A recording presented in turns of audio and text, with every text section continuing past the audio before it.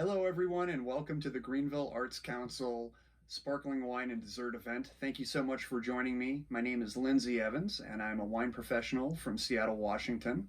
Today, we're going to be talking about one of my favorite categories of wines, and that's sparkling wines.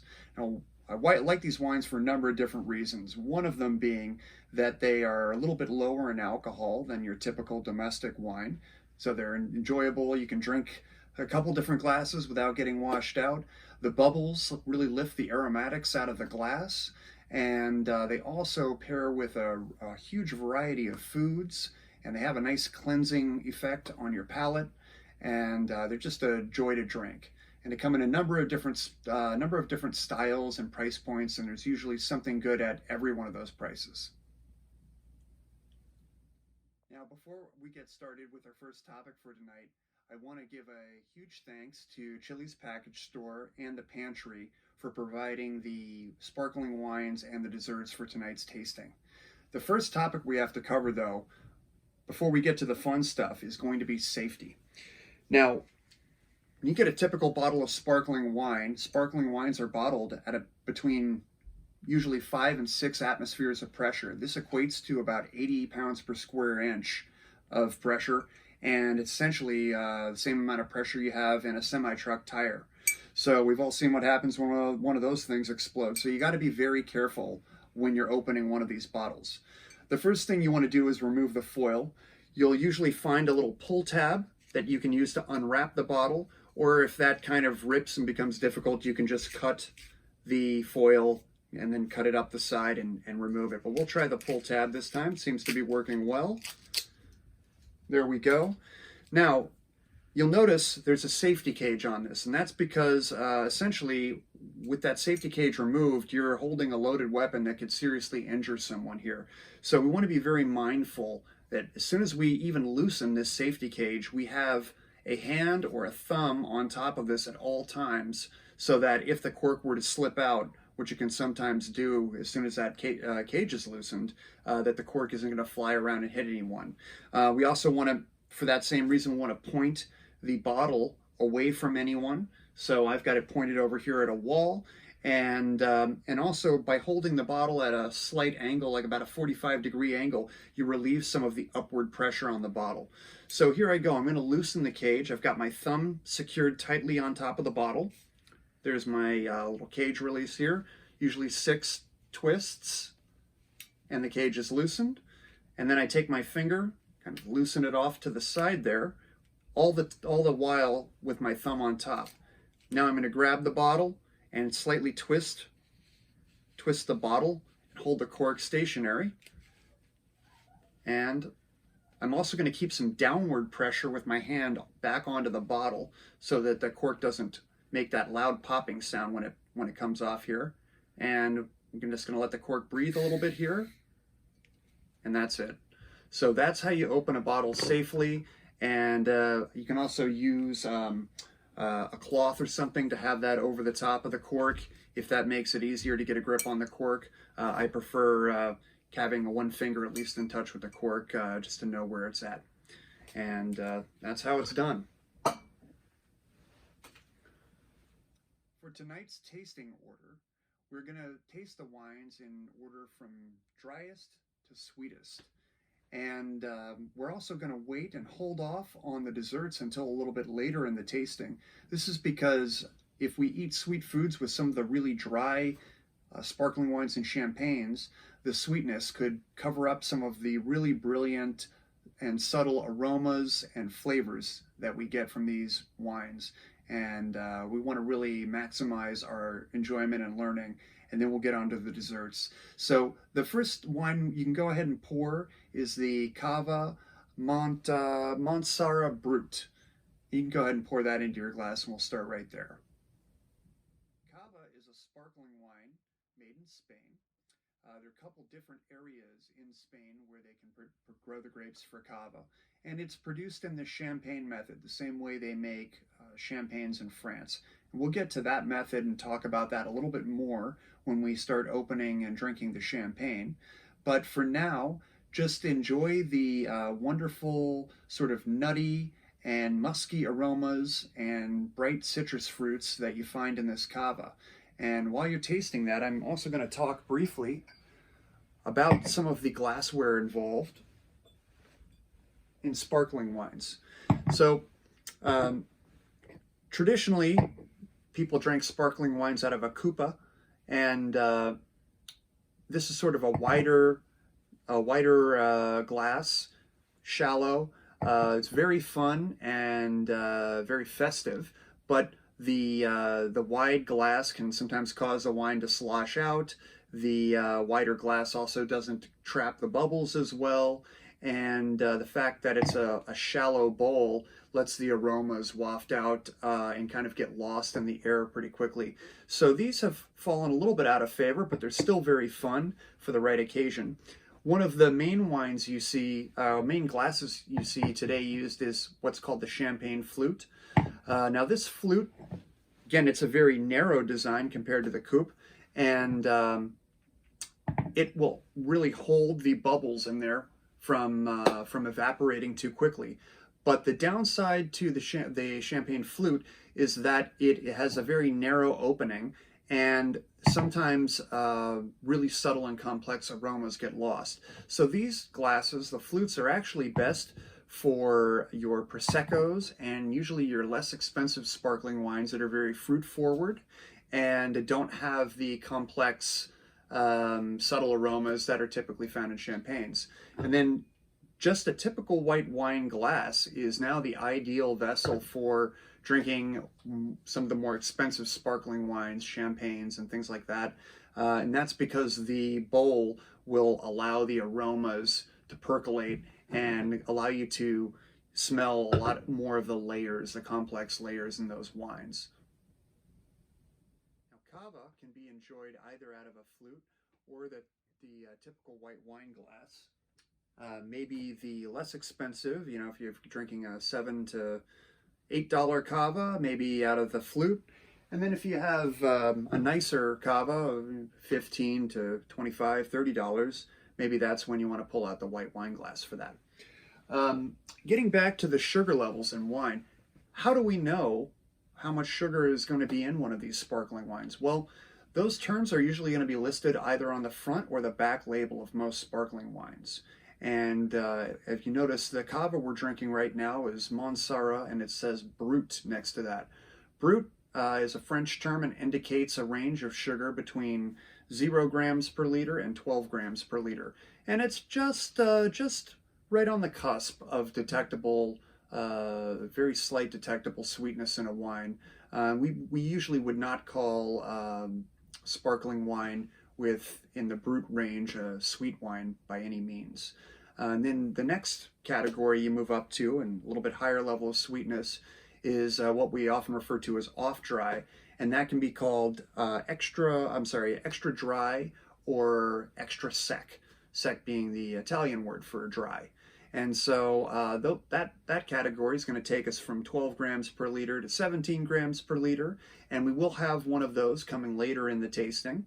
And then finally, there's a couple of higher categories. There is just a plain sec, which is going to be our 17 to 32, and then above that we have the demi-sec, which is 32 on up to 50 grams. So that gets pretty high, and one of our final wines tonight will be right around that 45 gram level. And when you're ready, we can move on to the second wine tonight, which is the Mionetto Prosecco. Prosecco is an Italian sparkling wine. It is made from the Glera grape, which is a grape that we don't really find much of over here in the United States. It often has peachy flavors and aromas, and it can be made in a range of sugar levels and sweetnesses, but you'll see the bottle tonight is labeled Brut, as we just talked about. That's 0 to 12 grams of sugar, so it's going to be right in the same wheelhouse as the cava we had. And Prosecco is made in a slightly different method than cava and champagne. It's made in something using the tank or Charmat method. And what they do is they will make a still white wine from the grapes. They crush them, they let the yeasts ferment the sugars in the grape juice, and it produces alcohol and carbon dioxide. Usually that's done maybe in an open top fermenter. The carbon dioxide escapes into the air, and when all of the sugar is used up, you're left with a dry white wine. And then the next step, and actually when they're going to make a sparkling wine, they take that dry white wine, they put it in a pressurized tank, meaning where air can't escape, and then they add an additional amount of sugar and yeast. And what happens is, as those yeasts consume that final bit of sugar, the carbon dioxide that they release as a byproduct is now trapped in this sealed tank, and it infuses into the wine, making it a sparkling wine. So that's how Prosecco is made. This method is a little bit less labor intensive and much less expensive than the champagne method that we're going to talk about in a little bit here. And as a result, these wines are usually a little bit less expensive, and it also doesn't trap as much of the complex yeasty and autolytic type of flavors that are found in champagne. So it's a simpler, fruit-forward wine, and for that reason, it can be enjoyed just fine out of the champagne flute.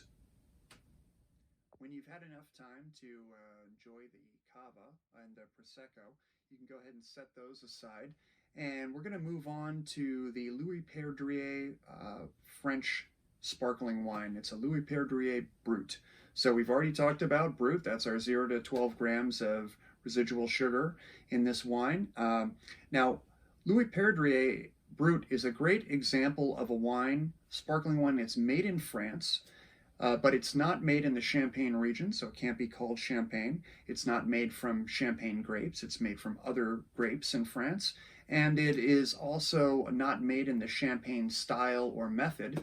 It's going to be a little bit of a more simplistic method, kind of like they either used in Prosecco, or it could just be still wine that has carbonation injected into it, much the same way we would inject carbon dioxide into still table water to make a sparkling water.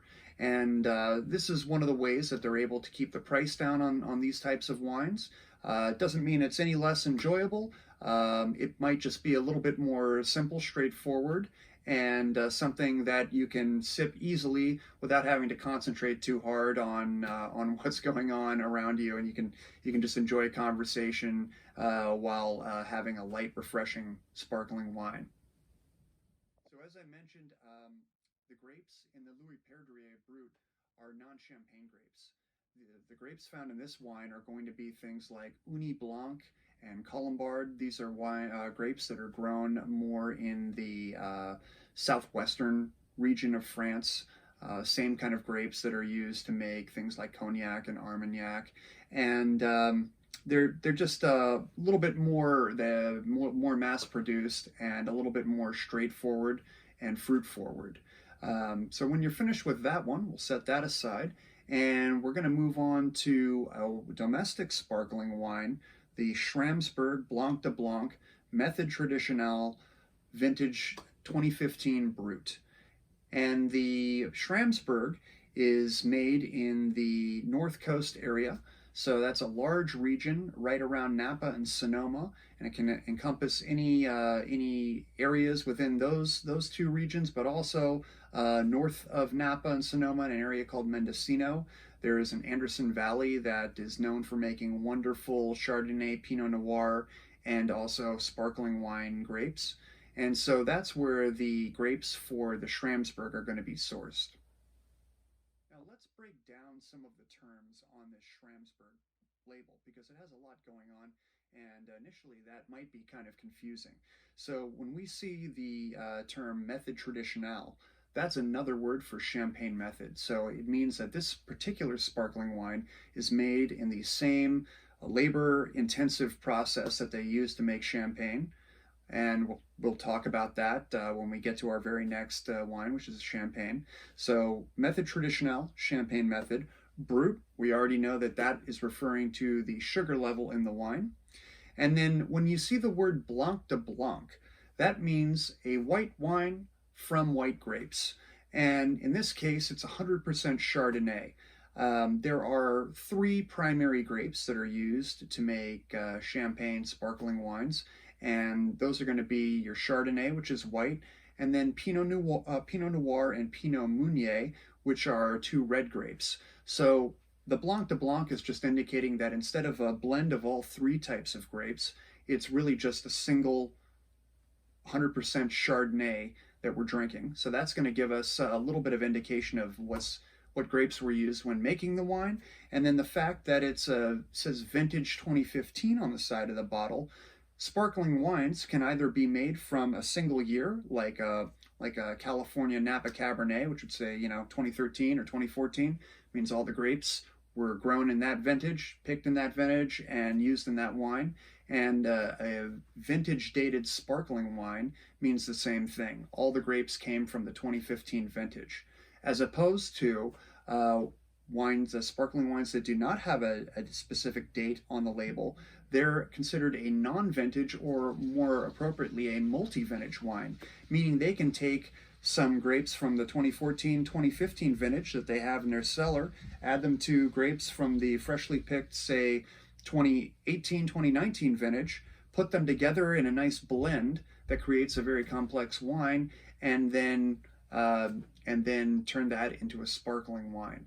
And so that's what we talk about when we say a vintage dated wine versus a non-vintage wine, and a Blanc de Blanc versus a champagne or sparkling wine that has a blend of different grapes in it. Schramsberg is a sparkling wine that I truly adore. It captures the nutty, yeasty, toasty aromas and flavors that are going to be found in your champagnes, more expensive champagnes, because it's made in the champagne method.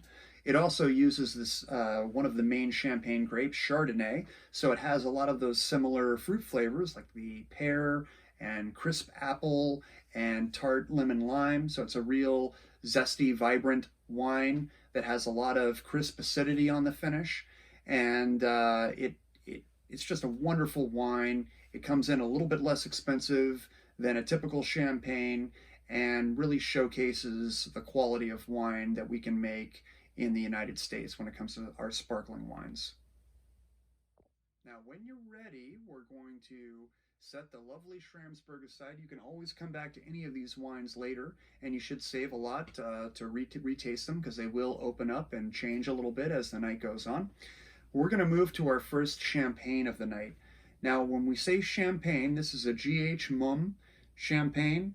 You'll notice there's a sort of a red ribbon on that. This is the Grand Cordon bottling from G.H. Mumm, sometimes also referred to as the Cordon Rouge. That's again denoting that label. The Cordon Rouge or Grand Cordon is just a name that they've named their champagne. It doesn't have any legal thing, or doesn't tell us anything about how the wine is made.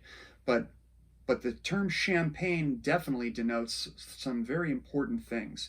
First, it tells us the place where the grapes were grown. It's an area about 90 miles northeast of Paris, and it's a region, vineyard region over there, and all the grapes used in Champagne have to come from the Champagne region. They cannot come from outside the Champagne region.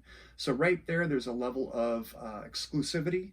And the reason is because the Champagne area has very chalky, limestoney like soils, also some sandy soils and some clay, where the Pinot Noir and Pinot Meunier are going to grow well, but really these chalky lime soils with a lot of marine fossils in them that really make a wonderful, vibrant Chardonnay. And so that's what's sort of special about the region itself. The other thing that champagne denotes is the champagne method of production. So again, it not only does it have to come, the grapes have to come from the Champagne region, but they have to be produced, the wine has to be produced in the champagne method. And we'll talk about that in just a second. And it also has to be produced using the approved champagne grape varieties. The main ones today are Chardonnay, a white grape variety, Pinot Noir and Pinot Meunier, which are two red grape varieties. There are also about 5 additional approved grape varieties, but they're very few plantings of them left in Champagne today. Some obscure names like Petit Meslier, Arbonne, also Pinot Blanc, which we do see in some table wines. But again, these things are not very commonly used anymore. And so we're typically talking about Chardonnay, Pinot Meunier, and Pinot Noir for our blended champagnes. And then if the label says Blanc de Blanc, then we know it's going to be 100% Chardonnay. And if it says Blanc de Noir, meaning a white wine made from red grapes, then we know it can be either the Pinot Meunier, the Pinot Noir, or a blend of those two grapes in a wine called a Blanc de Noir.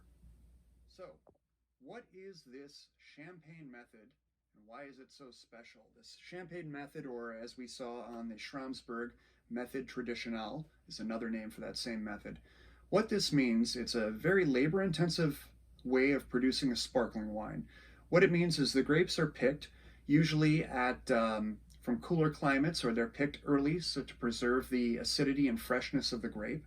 The grapes are then crushed and pressed, and the juice is bled off into a container where the yeasts ferment the sugar in that juice into alcohol and carbon dioxide. That carbon dioxide escapes, and you're left initially with a still clear wine, either made from red grapes, white wine made from red grapes, or a white wine made from Chardonnay grapes in this case. And then the next part of the process is where we get the magic of the champagne. So what they do is they take some of this wine, they put it into a champagne bottle and add an additional amount of sugar and yeast, and then they put a crown cap on top of the bottle. Crown cap, just like you'd find on a beer bottle. They put that on top, and they let that bottle rest, either laying on its side or slightly upside down. And what that does is, as the yeast consumes those final sugars, releases carbon dioxide. So now we have a carbonated product inside our bottle. And as those yeast cells die off, they sit there and age with the wine. And as that wine ages on those dead yeast cells, it picks up what we call autolytic flavors, which are these sort of flavors of toast, brioche, smoke, freshly baked bread. So these are the real special flavors that come into play in a champagne and can only be a product of the champagne method. So as the wine sits there, and it sits there for several months, champagne requires, for a basic champagne, a minimum of 12 months aging on the lees, and then an additional 3 months in bottle before they can release it to the market. So we're talking 15 months here before this product can be put on the market. So right there shows you that they can't turn their money around very quickly. They have to, it's very costly because they have to hold the product and age it for you before it can be released by law.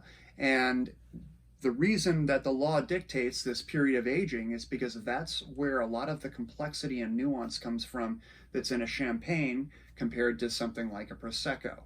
And many producers often age for much longer than the minimum required by law. And the longer the wine sits on those dead yeast cells, the more complex the flavors and the more subtle and yeasty aromas and things like that it picks up, and adds a whole extra dimension of enjoyment to a true champagne. You may be wondering though, well, if it has a crown cap on it, how do we get to the cork and the cage that you saw opened up a minute ago? Well, after the wine has aged for either the minimum or the length that exceeds the minimum that the producer desires, they take this bottle. While the bottle is sort of on a rack, they slowly turn it, or they have a machine that turns the bottle, and this slow turning of the bottle collects all the yeast into the neck of the champagne bottle. And then they dip it briefly in some liquid nitrogen, and that freezes just that little tip of the champagne bottle. They pop the crown cap off. The pressure that is built up inside the bottle from the carbon dioxide pushes out those dead yeast cells. They quickly trap the remainder of liquid, top it off with just a little bit more fresh champagne from another bottle, and then if they wish to add a little bit of sugar at this point or a fining agent to balance out the wine, they do so, and then they put the traditional champagne cork in that we know of, apply the safety cage, and that's your finished champagne product. So as you can see, it's a very labor-intensive process, and that is part of the reason that champagnes or wines produced in the method traditionnel or champagne method, like the Schramsberg and the Mumm Napa that we're going to have a little bit later, cost a bit more than your typical Prosecco wine. They also typically come from prestigious regions like Northern California or Champagne in France, and land is very expensive in those regions, labor is expensive, and so those things also factor into the price. And then there's, for Champagne, there's also a prestige factor, and they can charge a little bit more because it is really known the world over as the premier sparkling wine beverage. Let's talk about the flavors in the GH Mumm, because at the end of the day, if all that expensive champagne method didn't result in something phenomenal at the end, we wouldn't want to pay the money for it. So as you smell this wine in your glass, you'll notice that there is a component of fresh fruit. There should be a little bit of those palmaceous apple pear type of flavors. There's also going to be some citrus flavors usually in a nice champagne. You'll get, like I said before, lemon, lime, zesty, maybe even a little bit of underripe tangerine. And then the flavors that come in from the long aging process on the yeast cells, those are going to be your brioche, toast, smoke, freshly baked bread, those kind of things. And you should find this on some level all in a glass of good champagne like the GH Mumm that you're having right now. And this is really why we pay the money for champagne. It's a wonderfully complex beverage and certainly very enjoyable. And one last thing about the champagne process, usually results in much finer bubbles than you will see in a Prosecco or a wine that just has injected carbon dioxide into it. And for that reason, the bubbles are finer, and they also stay sparkling a lot longer before the wine goes flat. So you really get some time to enjoy the wine. That's another reason you can put this wine into a Chardonnay or white wine glass. Yes, you'll lose a little bit of the carbonation, but it also will, the bubbles will dissipate. But because it has so much more bubbles and they're much finer to begin with, they last longer anyway in champagne, and then that glass is going to preserve all those aromas so that you can smell the multitude of flavors and layers of tastes that come from the champagne process.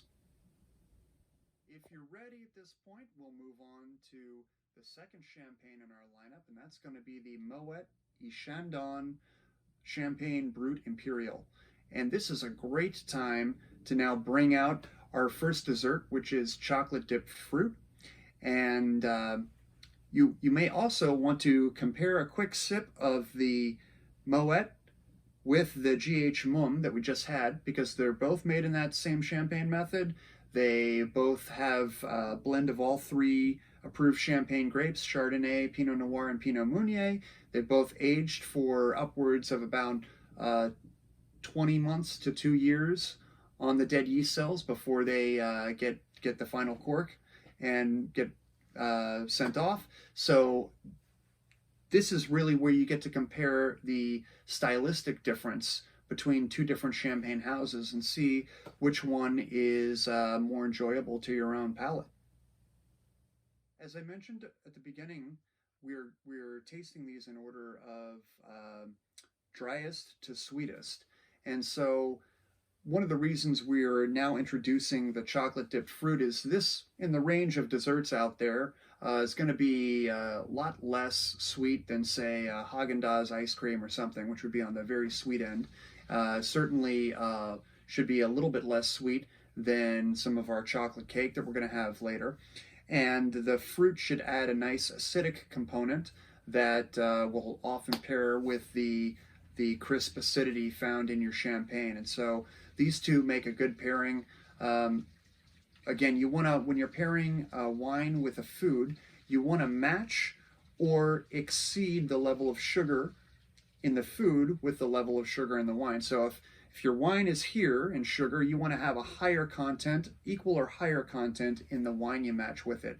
And so since this is still relatively low sugar in the Moet de Chandon champagne, it's a brut, so it's about 8 grams of sugar in this particular one. We're going to take our least sweet dessert and pair them together at this point. When you've had a chance to sample the chocolate-covered fruit with the Moet de Chandon champagne, we can set that aside and we will introduce the Mumm Napa sparkling wine. Again, another method, traditional champagne method style wine. This time we're back in the United States, and we're going to pair that with the chocolate pate and ginger snaps. And so the reason, even though this is also a brut wine, so it's the same sweetness category as the Moet de Chandon, typically, because Napa is just slightly warmer than the Champagne region of France, the fruit produced in Napa usually has a little bit of a riper flavor to it, and that creates sometimes the perception of a little bit more sweetness in the wine, even though the sugar levels from a scientific measuring standpoint might be identical.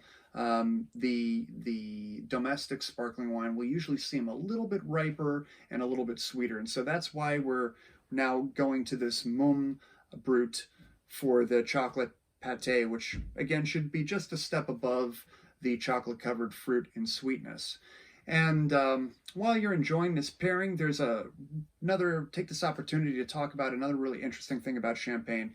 You notice that some of the names are very unique. We've had names like Mumm, names like Moet de Chandon. You've obviously heard of things like Dom Perignon and Krug, Heidsieck. A lot of these names are not French sounding, or they don't look very French. And that's because France, and the Champagne region especially, is pretty close to Germany. And there were a lot of people living in France originally of German ancestry. And a lot of those people found their way into the champagne trade, and Champagne started some champagne houses in the 16, 17, and 1800s. And as a result, you end up with some very German-sounding names for a French sparkling wine product. And what this means is that the pronunciation can be a little confusing. So usually in French, we would not pronounce the T at the end of Moet. We would say Moet. That's typically what you would expect from a French pronunciation. But since it is the name of a Dutch trader, and in that language, they would actually pronounce the T, Moet, that's sort of become the standard pronunciation for that wine today. We produce it in the language of the ancestry of the person who the wine is named after. So Moet de Chandon, and that sort of explains that German connection that you see in a lot of the champagne names. Now, hope you all have been pacing yourself. We're getting close to the home stretch here. We're about to introduce the 8th wine in the lineup. So congratulations for all those of you who have survived until this point. The 8th wine tonight is going to be the La Marca Prosecco. And this one doesn't have a sugar designation on the front, but if you turn the bottle around, you'll see in very fine print on the back that it says extra dry. And extra dry is that category that's one category sweeter than Brut. And extra dry, if Brut tops out at about 12 grams per liter of residual sugar, the extra dry category takes us from 12 and potentially all the way up to 17 grams. And 17 is in fact where the La Marca sits. For that reason, we've jumped up in sweetness. We are now going to pull in one of the sweeter desserts, the Belgian chocolate cakelet with chocolate ganache. And when you pour this La Marca and taste it, you'll notice, you should notice immediately that the wine has a much fuller, richer body. And that's because sugar creates it gives wine a fuller body. Sugar and alcohol are the two things that do that. And so when we jump to a wine that has more sugar, leads to a bigger body, and it can stand up not only to higher sugar levels in the dessert, but also to a richer dish in general, with richer flavors like this Belgian chocolate cakelet. So I hope you enjoy those two things, and the pairing should be quite nice. For the final pairing tonight, we're going to go ahead and open the last two wines together, the Veuve Clicquot Champagne Demi-Sec and the Bergdahl Hartmann Rose Allée Sparkling Rosé. And we're going to pair those two wines with our Lewis Sherry Assorted Gourmet Chocolates. Now, we're going to try these two wines for a couple of different reasons together. The Veuve Clicquot Champagne, obviously we're back in the Champagne region of France, and we've skipped over the extra dry, and skipped over dry, and we've gone right to the super sweet category of demi-sec. So this is 45 grams per liter of sugar. So we've gone up dramatically here.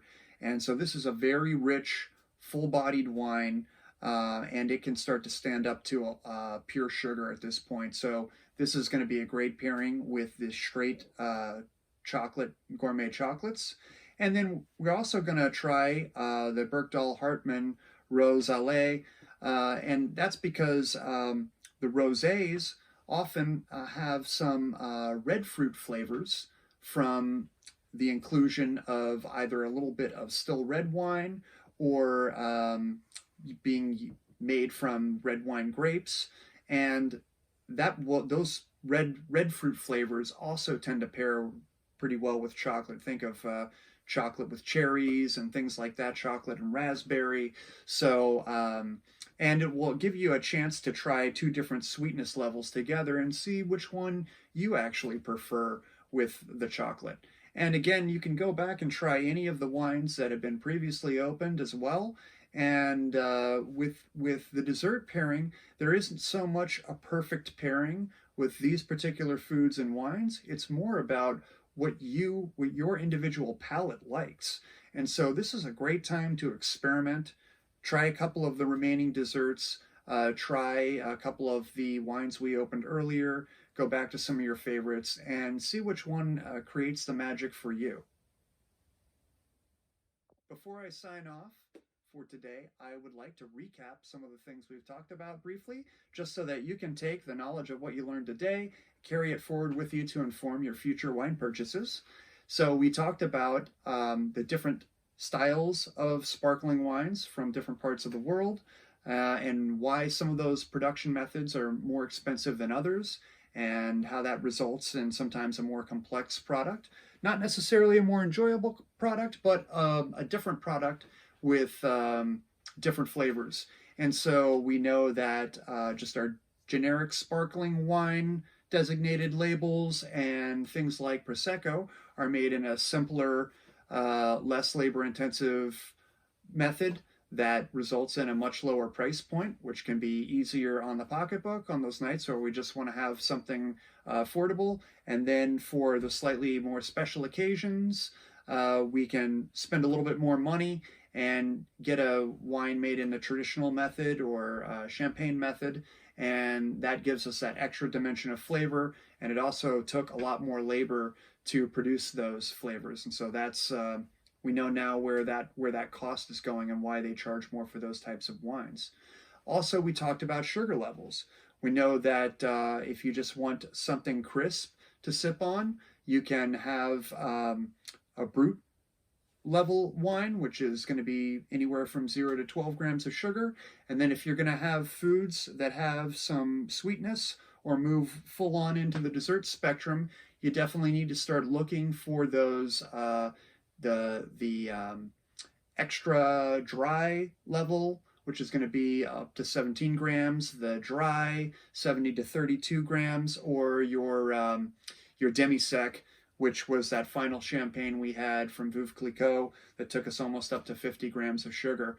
And so just know that whatever the sweetness level of the food you plan to be eating, you want to have a slightly equal or slightly higher level of sugar in your wine.